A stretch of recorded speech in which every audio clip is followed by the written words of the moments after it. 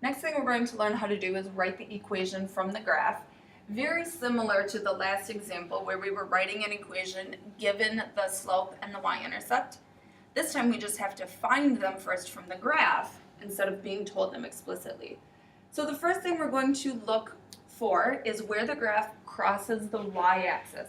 Again, a reminder, your horizontal axis is your x, vertical axis is your y.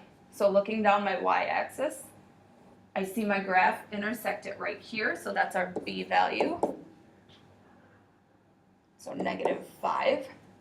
And then look for your rate of change, your rise over run. That's going to be your slope. So from the point I have circled to this other point that I have marked on the graph, we rise 3 and we run 6. 3 over 6 can be simplified. We always give our slopes any fractions in simplest form, so dividing them both by 3. And now that we have our m and our b, we just substitute them right into the equation. So y equals mx plus b, or y equals 1/2 x minus 5.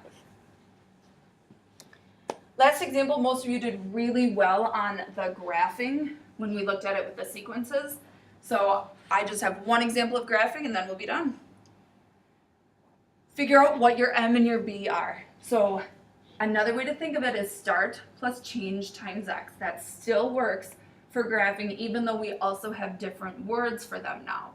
So the 3 is our y-intercept or our start. Our slope on this one, remember our slope is what we're multiplying by the x. In this case, we're multiplying a negative by the x, or -1. Now when you graph a slope, you need a rise and a run. So if it's a whole number or an integer, you just put it over 1. And then, again, start plus change times x. So we're going to graph our start value, which is our y-intercept.